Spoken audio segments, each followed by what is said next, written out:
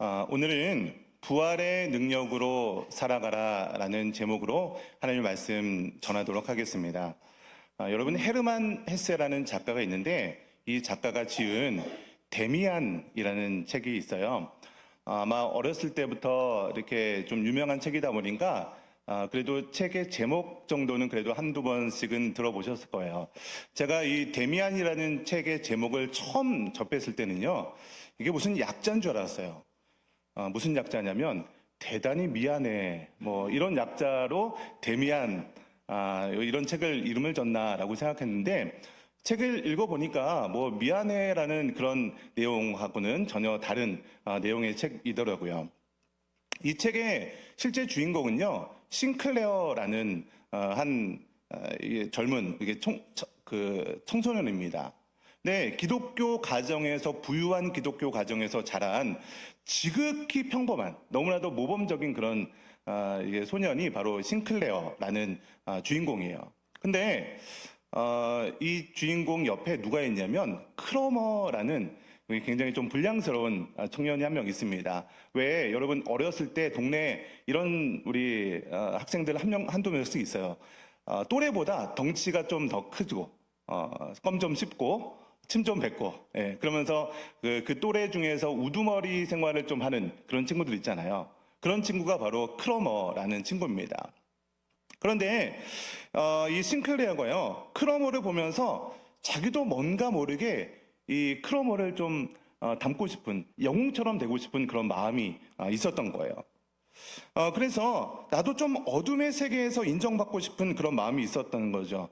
아마 여기에 있는 분들이 대부분이 여성분들이다 보니까 남자들의 이런 좀 인정 욕구에 대해서 이해하지 못하실 수 있어요. 근데 남자들은요, 사실 굉장히 유치합니다. 왠지 나는 왠지 좀 강해 보이고, 남들보다 좀 세 보이고, 남들이 못하는 거 나도 좀 할 수 있다. 이런 자기 과시욕 같은 게 있어요. 그래서 왜 영화 대사 중에 이런 거 있죠. 나 17대 1로 싸워서 이겼다. 근데 사실 17대 1로 싸우기는 무슨 뭐 거의 1대 1로 싸우다가 맞아 죽을 정도로 뭐 이렇게 맞아 죽은 거를 17대 1로 싸웠다. 이렇게 과장해서 자기의 영웅담을 이야기하기도 합니다. 굉장히 사실 남자들이 유치합니다. 그런데 오늘 본문에 싱클레어도 이런 마음이 있었던 거예요. 사실 기독교 가정에서 평범하게 좀 왜소하고 그런 아이가 싱클레어다 보니까 이 크로머는 막 이렇게 싸움도 잘할 것 같고 이렇게 영웅처럼 지내는 모습이 내심 부러웠던 거예요. 그래서 어떤 얘기를 하냐면 나도 사실 저기 물레방앗간 옆에 과수원이 하나 있는데 거기서 탐스러운 사과 하나 나 훔쳤어. 사실 훔치지 않았는데 거짓말을 한 거거든요. 그러면 친구들이 야 너 싱클레어 다시 봤어? 야, 아무것도 못할 줄 알았는데 그렇게 과수원에서 그 사과를 훔쳤어? 이렇게 인정해 줄 거라고 착각을 했어요. 근데 실제로 크로머가 싱클레어에게 뭐라고 얘기했냐면 너 정말 그거 훔쳤어? 그랬더니 이 싱클레어가 당황을 해서 나 정말 훔쳤어. 나 훔쳤다는 거 하나님한테 맹세할 수도 있어. 이렇게까지 얘기했던 거예요. 그랬더니 너 정말이지? 정말이지? 막 그렇게 얘기하니까 나 정말 훔쳤다. 그랬더니 크로머가 어떤 얘기를 하냐면 나 거기 과수원집 주인이 나한테 뭐라고 얘기했냐면 그 사과를 훔친 사람을 나한테 알려주면 2마르크를 주겠다. 이 현상금을 걸었다. 너 그거 네가 훔쳤다고 했지 분명히? 그러면서 이 크로머가 싱클레어를 협박하기 시작합니다. 그러면서 이 싱클레어가 자기가 하지도 않은 그 행동을 어떤 자기 과시욕 때문에 하다 보니까 이 크로머의 노예처럼 집에서 돈 훔쳐오러 가고요. 집에 있는 어떤 좀 돈 되는 것들 훔쳐오러 가고요. 점점 노예처럼 살아가게 되는 인생을 살아가게 됩니다. 심지어는 나중에는 너 누나 있지? 이쁜 누나 있더만 너 나한테 소개시켜줘. 이런 행동까지 하게 되었다는 거예요. 여러분, 싱클레어는 왜 이렇게 자기가 하지도 않은 행동을 내가 했다라고 거짓말을 했을까요? 그 모습이 싱클레어가 보기에는 뭔가 멋있어 보였던 거예요. 나는 원래 그런 사람이 아닌데 왠지 그 모습이 멋져 보였던 것이죠. 여러분, 이렇게 세상이 주는 유혹은요, 뭔가 달콤해 보입니다. 뭔가 멋져 보이는 거죠. 그런데 사실 그 멋져 보이는 것이 그 사람에게 있어서는 컴플렉스였다는 거죠. 원래는 없는데 있는 것처럼 보이고 싶은 것이 바로 이 컴플렉스입니다. 여러분, 그래서 학력 위조하는 사람이 그것에 대한 컴플렉스가 있으니까 학력 위조를 하는 거잖아요. 마찬가지인 거죠. 여러분, 명함을 보시면 어떤 사람의 명함을 보면요, 뭐 했다, 뭐 어디 뭐 학위를 받았다, 막 몇 줄, 막 수십 줄 들어간 명함을 봅니다. 그런 사람은요, 자기 자신에 대해 자신이 없는 거죠.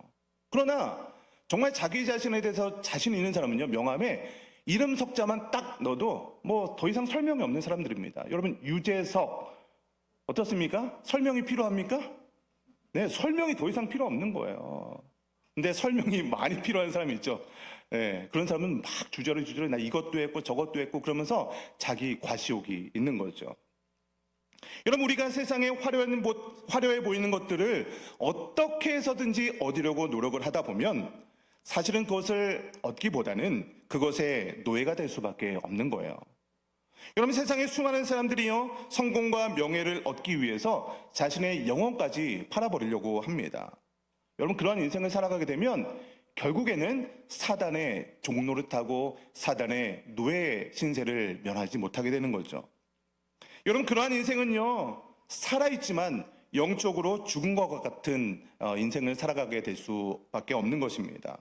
저는 여러분들이 이 세상의 헛된 것을 쫓다가 영적으로 죽은 인생을 살아가는 것이 아니라 정말 참된 진리이신 예수 그리스도를 바라보면서 능력 있는 인생 살아가게 되시기를 주님의 이름으로 간절히 축원드립니다. 저는 오늘 이 세상을 부활의 능력으로 살아가기 위해서 두 가지로 말씀을 증거하려고 합니다. 첫 번째는요, 부활의 능력으로 살아가기 위해서는 부활에 대한 확실한 믿음이 있어야 합니다. 여러분, 기독교 신앙에서 가장 중요한 핵심 중에 하나는 바로 부활일 거예요. 만약에 예수님께서 십자가에 죽으시고 부활하지 않으셨다면 기독교도요, 세상의 다른 종교와 다를 것이 없었을 거예요. 예수님도요, 세상의 그 4대 성인 중에 한 명일 거예요. 여러분, 세상의 4대 성인이 누구죠? 예수님, 그리고 석가모니, 그리고 공자, 그리고 소자로 시작해요. 네, 소크라테스. 이렇게 4명이 4대 성입니다. 예수님께서 부활하지 않으셨다면 예수님도요, 그냥 세상이 말하는 4대 성인 중에 한 명으로 끝나버렸을 거예요. 여러분, 그런 의미에서 여러분, 제가 질문을 드려볼게요. 네, 우리 임마누엘 찬양대도, 여러분, 부활을 믿으십니까? 정말 믿으십니까? 왜 믿으세요? 무엇 때문에 믿으세요? 어떠한 증거가 있길래 믿으세요? 믿어지세요? 왜 믿어졌어요? 네, 처음에 아멘 하다가 소리가 점점 작아지죠? 기독교 신앙에 있어서 부활은 가장 핵심인데 부활이 믿어지냐라고 하는데 처음에는 아멘 하다가 왜 믿어져요? 뭐 때문에 믿어져요? 추궁하니까 나 믿나? 나 분명히 믿는데 왜 물어보니까 대답을 못하지? 자신이 점점 없어지기도 합니다. 여러분, 부활에 대해서 우리가 기독교 안에서, 교회 안에서 일단 믿는 신앙, 이것도 너무나도 중요합니다, 사실. 여러분, 부활 믿습니까? 이것도 중요해요. 믿습니까? 이게 우리 익숙하죠. 뭔지 몰라요. 그냥 갑자기 목사님이 믿습니까? 그러면 아멘, 이게 자동적으로 나오기도 해요. 근데 뭘 믿어요? 그러면 네? 대답을 못하기도 한다는 거예요. 근데 이것도 중요해요. 그런데 우리 교회 안에 그냥 덮어놓고 믿는 신앙인들도 참 많이 있다는 거예요. 그런데 이러한 신앙은요, 정말로 내가 그것을 확실하게 믿는 신앙이다 라고 말하기보다는 그냥 어쩌면 기독교에 익숙해져 있는 것일 수도 있습니다. 여러분, 부활을 믿는다고 하면 그 부활을 믿는 이유와 근거가 우리 안에서는 확실한 그 근거와 이유가 있어야 되는 거죠. 여러분, 그렇지 않으면 우리가 신앙생활 하다가 어떤 환난과 어떤 시험에, 극심한 어떤 시험거리가 찾아오게 된다면 우리는 기독교를 믿지 않고 교회를 떠나버릴 수도 있기 때문이에요.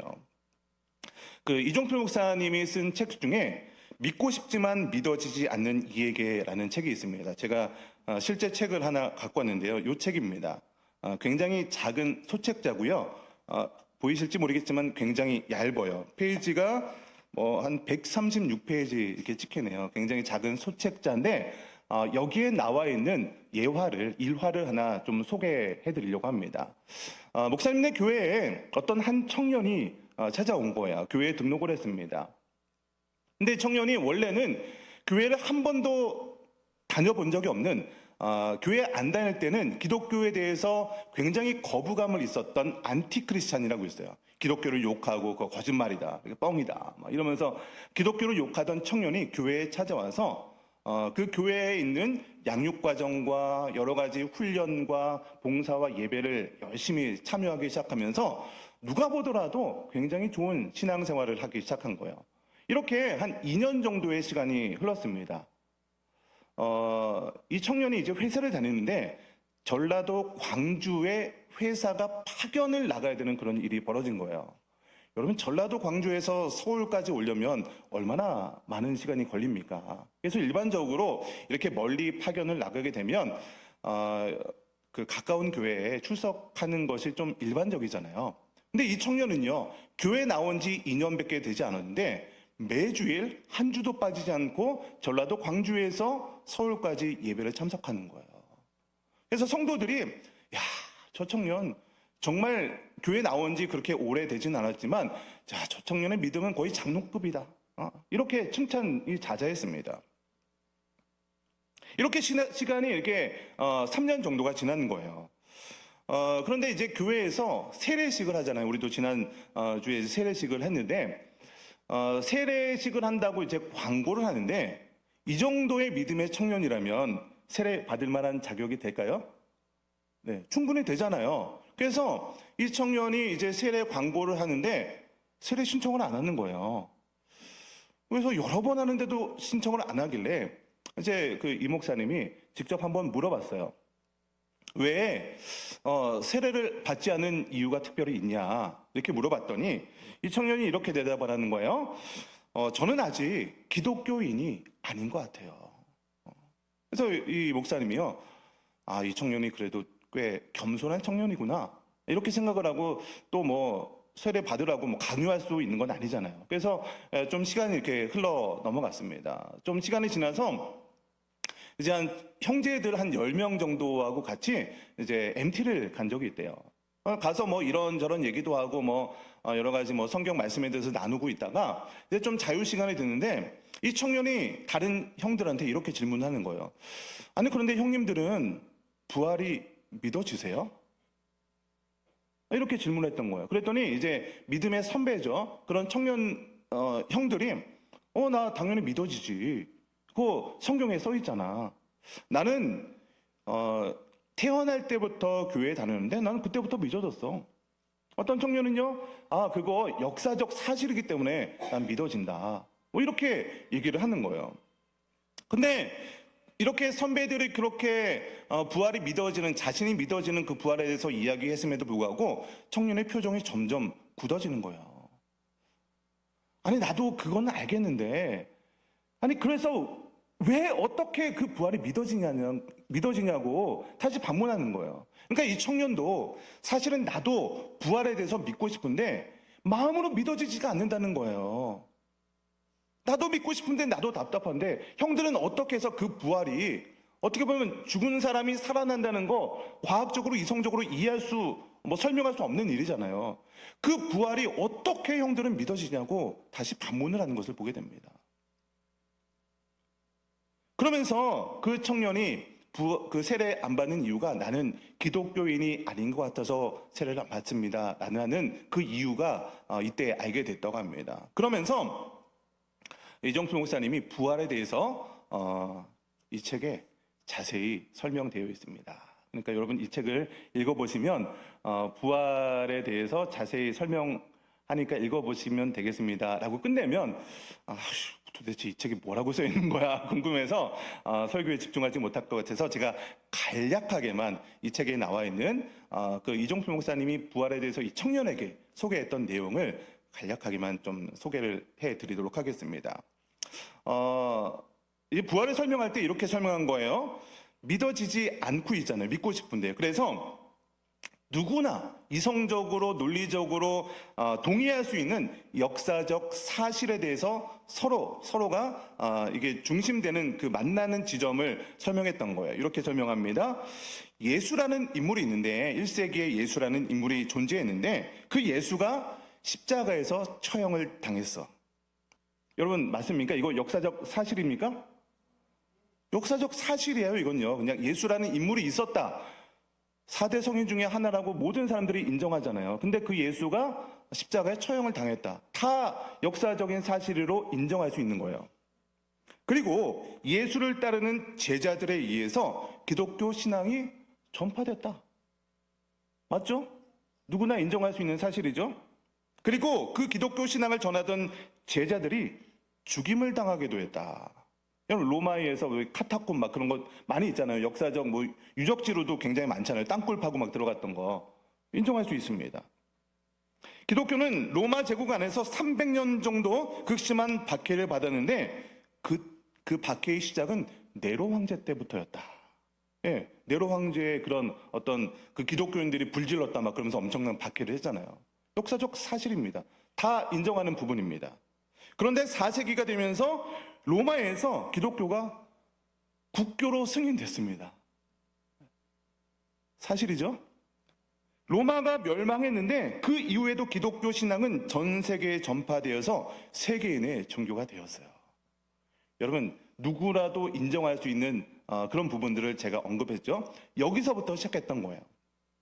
누구라도 동의할 수밖에 없는 역사적 사실이었습니다. 여러분 그런데 이때부터 만약에 부활이 사실이 아니라면 이해할 수 없는 일들이 일어나는 거죠. 첫 번째는요, 예수님이 부활하지 않으신 거라면 제자들이 거짓말하는 거겠죠. 예수님의 부활을 직접 보지도 않고 예수님이 부활하지도 않았는데 제자들이 거짓말을 쳐서 예수님 부활했다. 이렇게 거짓말한 거밖에 없겠죠, 가능성이. 여러분 그렇다면 제자들은 왜 거짓말을 했을까? 자신들한테 뭔가 이익이 생기기 때문에 거짓말을 했겠죠. 어떤 종교의 지도자가 되거나 예수님의 제자니까, 나 부활하신 예수님의 제자니까 종교적으로 지도자가 되거나 어떤 뭐 인기와 권세를 누릴 수 있기 때문에 제자들이 거짓말했을 가능성도 있을 수 있습니다. 여러분 그런데 예수님의 제자들이 어떤 권세와 이익을 받았습니까?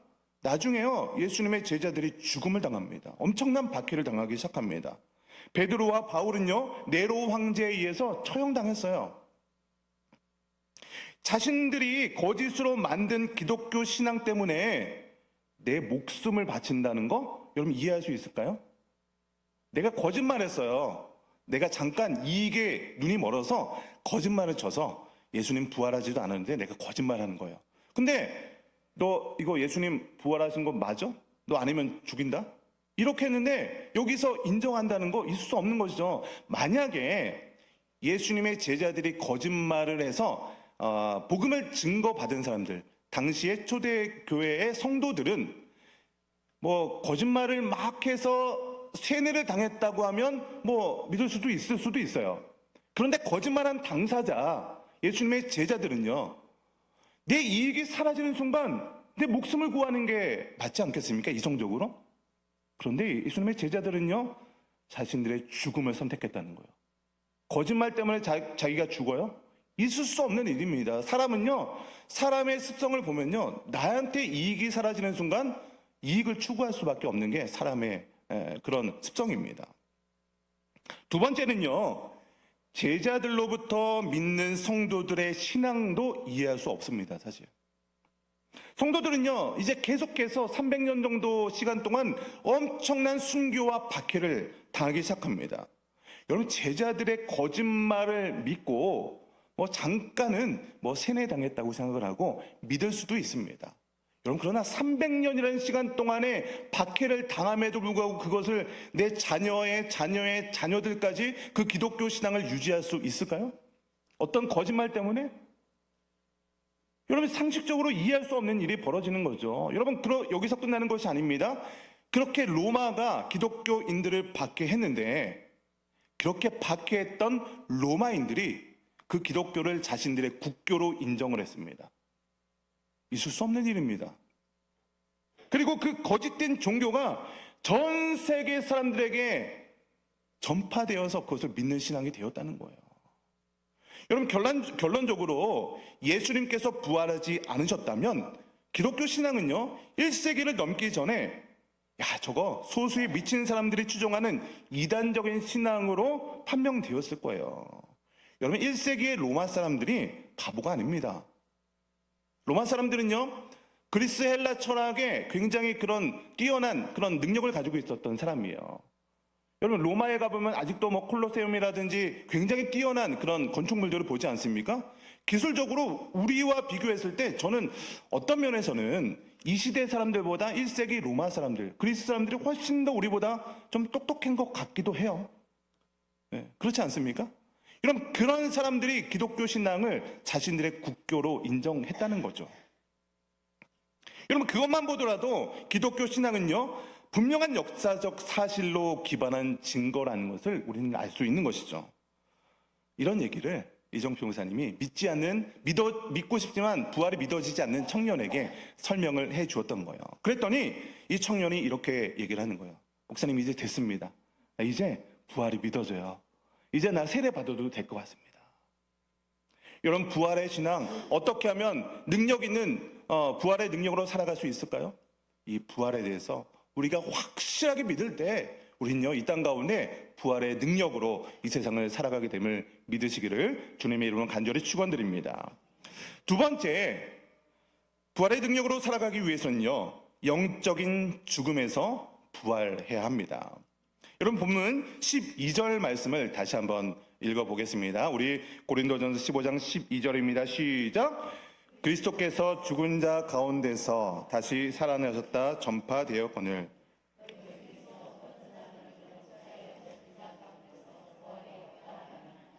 여러분, 오늘 본문을 전한 그 1차 독자, 1차 대상이 누구일까요? 여러분, 고린도 전서입니다. 힌트는 네, 어떤 사람들에게 이 복음을 전했어요? 불신자들입니까? 고린도 교회 성도들입니까? 고린도 교회 성도들이에요.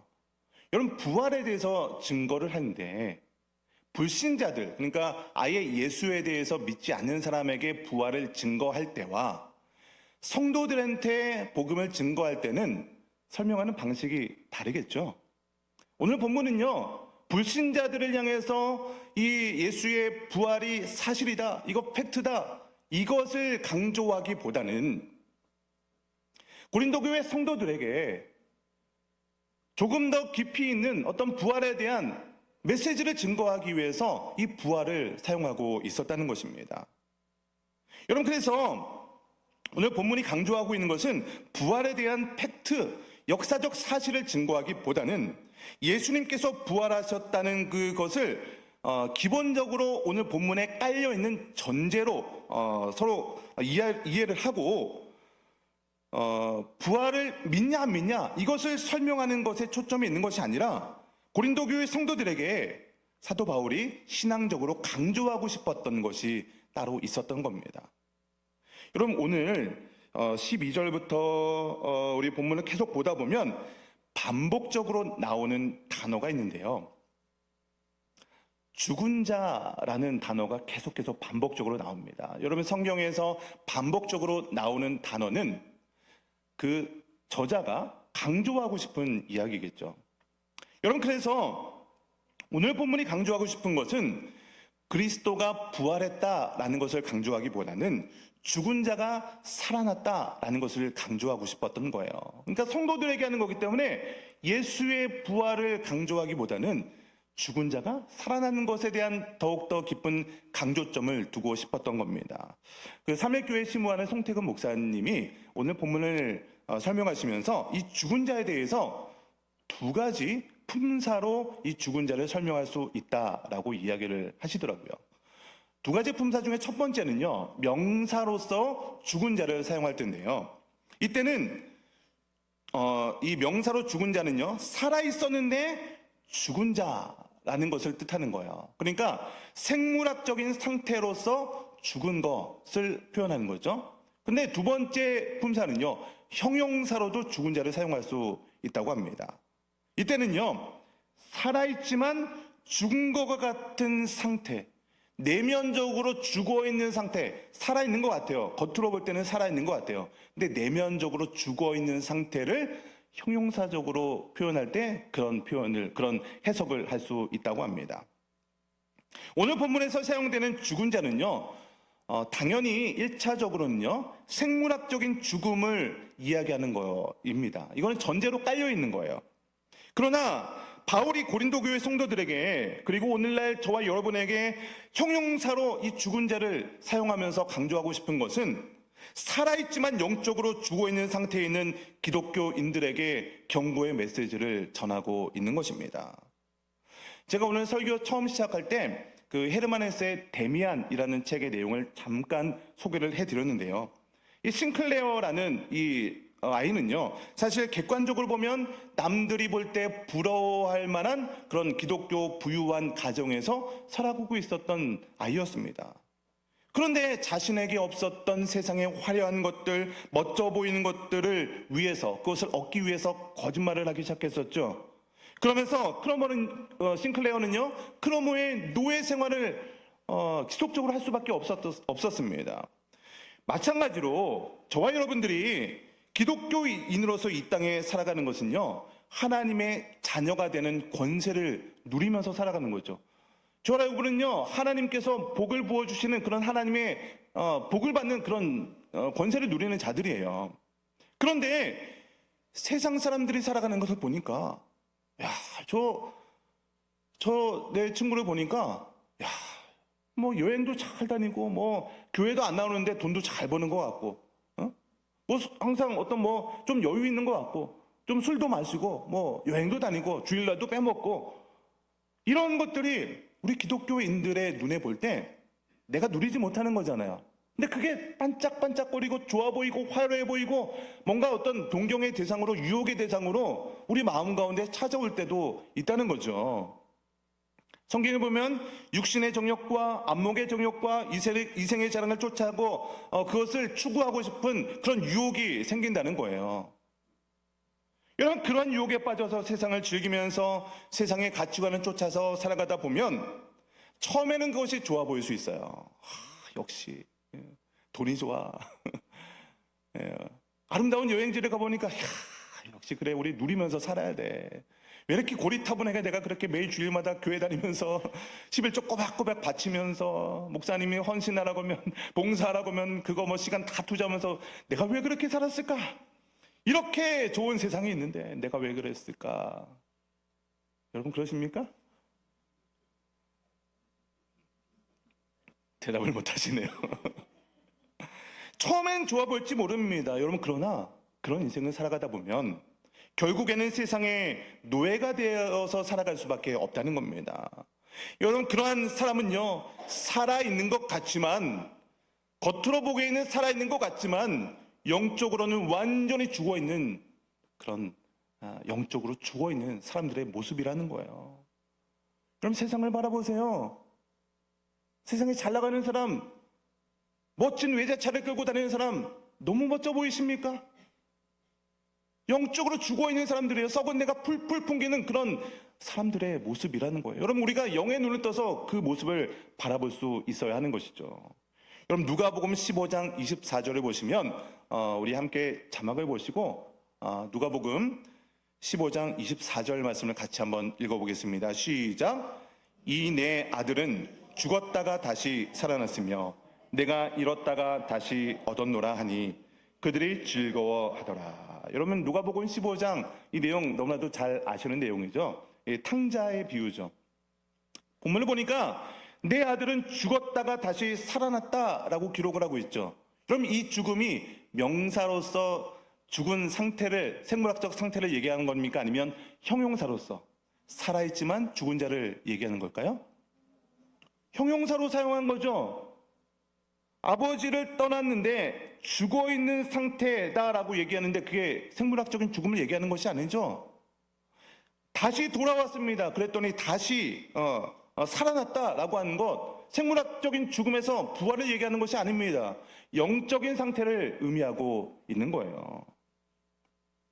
요한계시록 3장 1절 말씀을 보시면 우리 자막으로 같이 한번 요한계시록 3장 1절 말씀을 읽어보겠습니다. 시작. 사대교회의 사자에게 편지하라.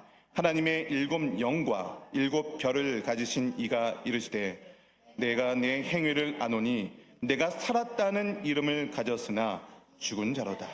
요한계시록의 사대교회를 위해서 얘기하는 것이죠. 내 행위를 아노니 내가 살았다는 이름을 가졌으나 죽은 자다.